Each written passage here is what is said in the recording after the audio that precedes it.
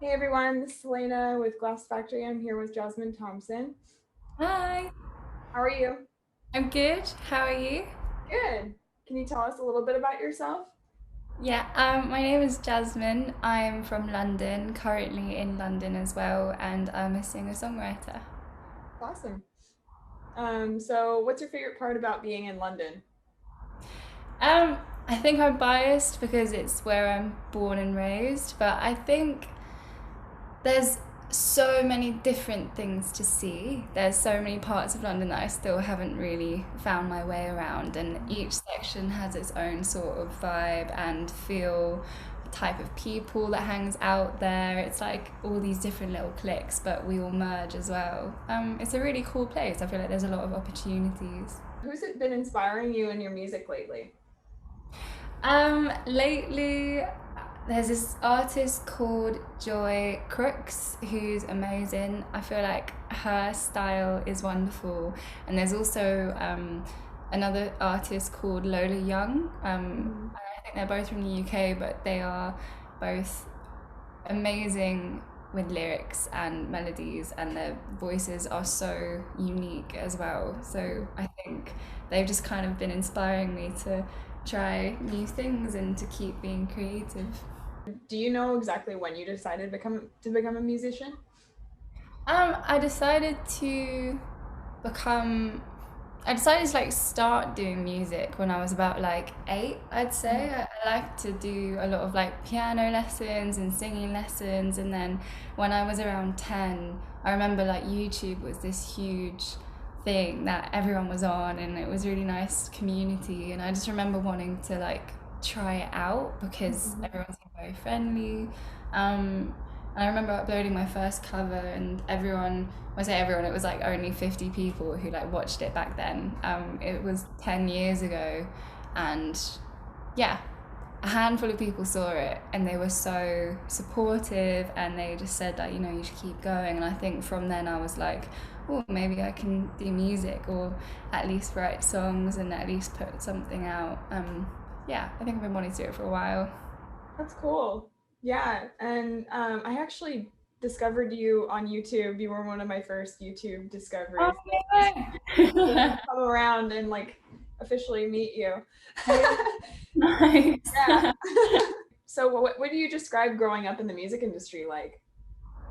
um, it's weird. Like, it was really fun. It was amazing because I'm so lucky that I got to explore music at such a young age.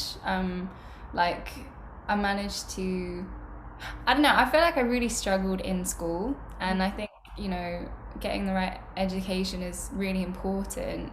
Um, but I felt very, very stressed, I think. And I think having an outlet like music and actually being able to go and do it like outside of school, have a hobby, things like that, it was brilliant. So being able to then eventually leave school to then become a musician full time, it was brilliant.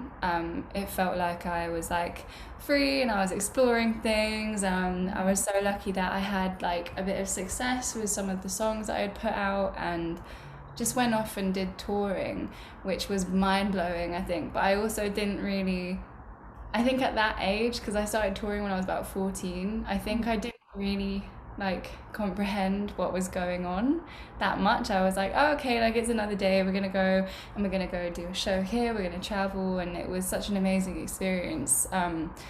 But I think like, yeah, I think I just got a bit tired after a while, which I think everyone does, like if you're doing something when you're a bit younger. Yeah, and then I just took a little break for a little bit. Yeah. Yeah, speaking of that break, you took it in about 2017. Could you describe what that was like and what experiences you got out of it? Mm. Like, it was really nice because I think I had to remind myself that there was like, I didn't want to put too much pressure on my career and my music. Not to say that I didn't want to work hard, but it was also, I think, if it's, well, I feel like when you're in a creative industry or when you do something that you're passionate about as your job, it's so easy to like be consumed by it. So taking a break away from it was like one, I felt like I could enjoy my like end of my teenage years. I was like 17, 18 at the time, and it was really um, nice just to be home in London, see my friends a bit more. I felt like I was always on the road before. And yeah, I ended up working at a restaurant in Mhm. Soho, which is like bang on in the center of London. And it was really amazing. It was like suddenly you're in one put place, which I felt like I had never been before because I was Mhm. always on tour.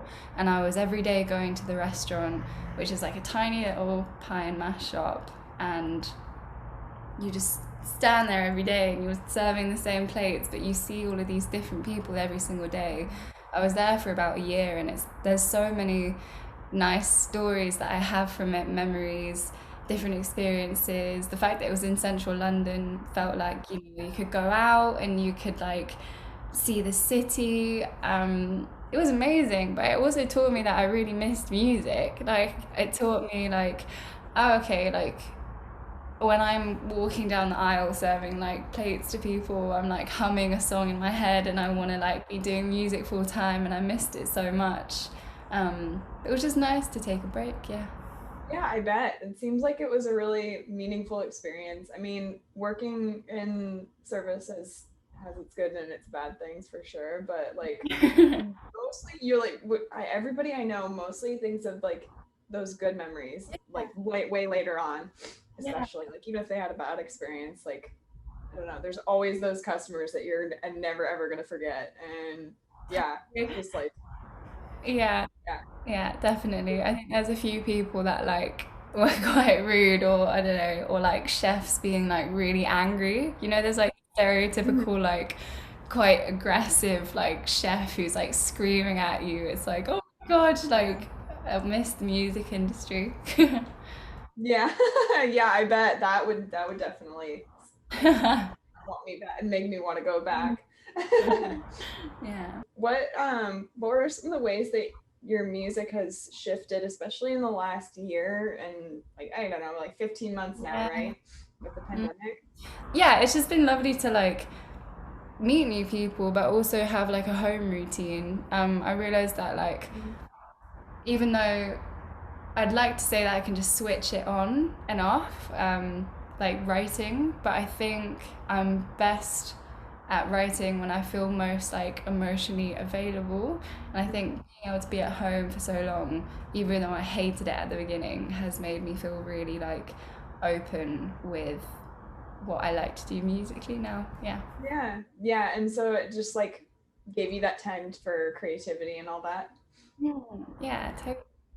Yeah, that's awesome. I'm looking forward to seeing more of what comes out of it because so far it's pretty cool. I'm liking the direction that you're going. Thank you. Cheers. It was nice to like try and do like music videos at home. Yeah. I'd be able to film like a music video, like a proper one, after like when the lockdown eased up a little bit in the UK, and then we managed to film the music video for Already There.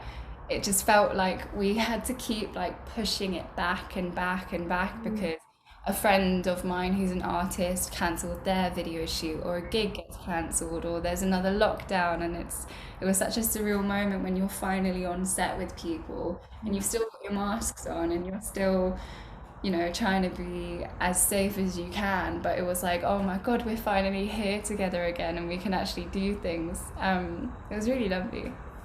Yeah, I can't imagine. That must have been really cool.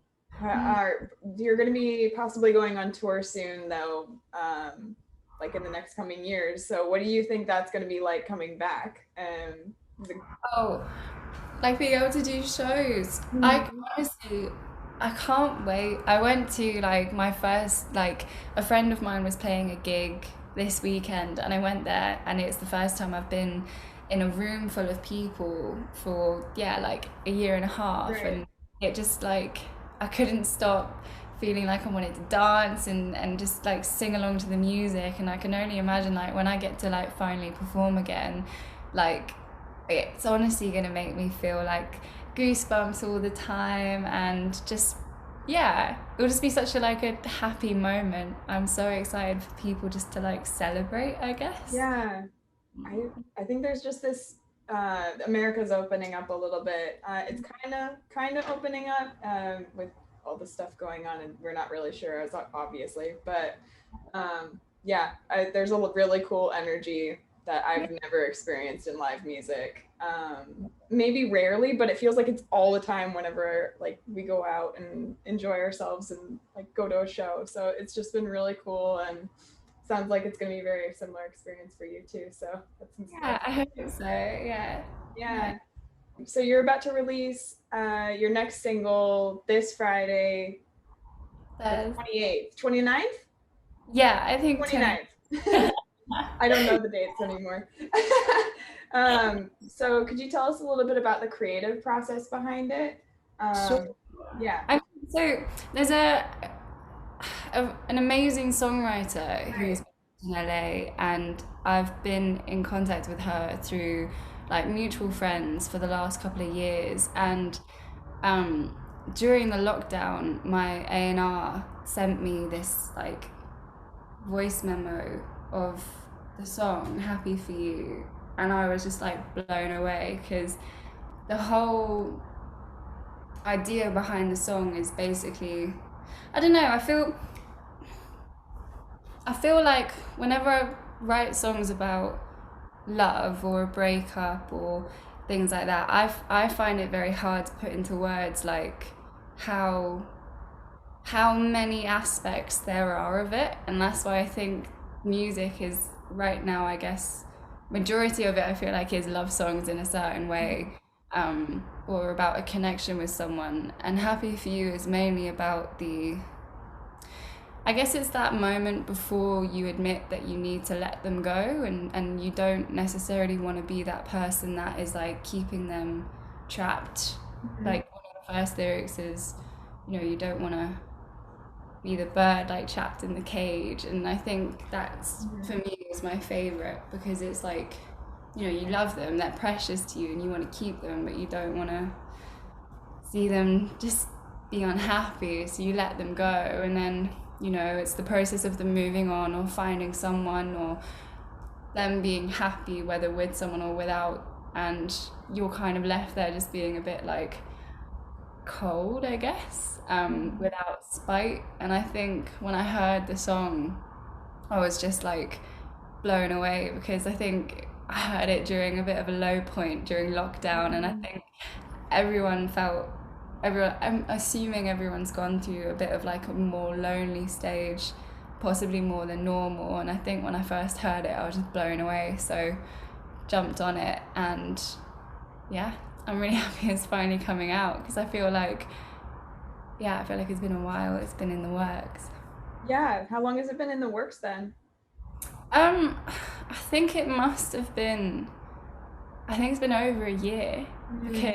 because I can remember it maybe being over, yeah, just over a year now. And it's nice to finally, because everything's been done over Zoom because she's over in America, and it's been really funny trying to finish everything on computers. Yeah. Yeah. Did it slow down the process, or do you think it like quicken the process? I know you said you liked working like at home where you felt like you could be more creative, but how has that been like communicating over Zoom with people across the world and It's really weird. Like, I feel in some ways it makes it a bit quicker because, for example, like in a writing session, like it's actually a lot quicker because for some weird reason you don't really talk as much. You kind of like, um, anyone that I've worked with has, they've kind of like said they've had similar experiences where you actually like, you really want to chat, but sometimes it's a bit awkward to like do the, the small talk, how are you? And I think when you're in the room with someone, you normally end up like going for like a coffee or a lunch, and then you go for another coffee, and then you're like, oh, let's go to the pub after and let's hang out. And then, which is lovely, but then it's so much faster. Like we've been doing some writing sessions and it's all done in like 2 hours, and then I've got like the rest of my day at home, and I'm like, oh my god, right, all right, let's write another song. When it comes to like finishing a song, like production and like mixing and things like that, it's so, I don't know, I feel like it's like slow, but it's not like a bad sort of slow. It's nice because I feel everyone kind of has their time to like digest it, think about it, and then they can like reply the next day and they don't have to make like on the spot decisions. Whereas I feel sometimes in person you kind of have to be very like quick and on the ball, and sometimes it's nice to not rush it as much. So it's cool that it's a bit more laid back. Yeah, that's really interesting. It was really interesting hearing your perspective on that because that's not something that a lot of us get to like hear about. So, yeah. Ah, yeah. Yeah, I mean like the whole songwriting process is a mystery to a lot of us. So, yeah, it's really cool to hear your perspective. It's like I always find it funny. Like I've always wanted to just go write a song like with my friend, or like I thought it could be a really fun project one day to just write a song with like your family member, because why not? Like it's such a weird experience. Like I remember my first writing session. I must have been like 12, and I'd always written songs at home, but I never knew how you're supposed to write songs with other people.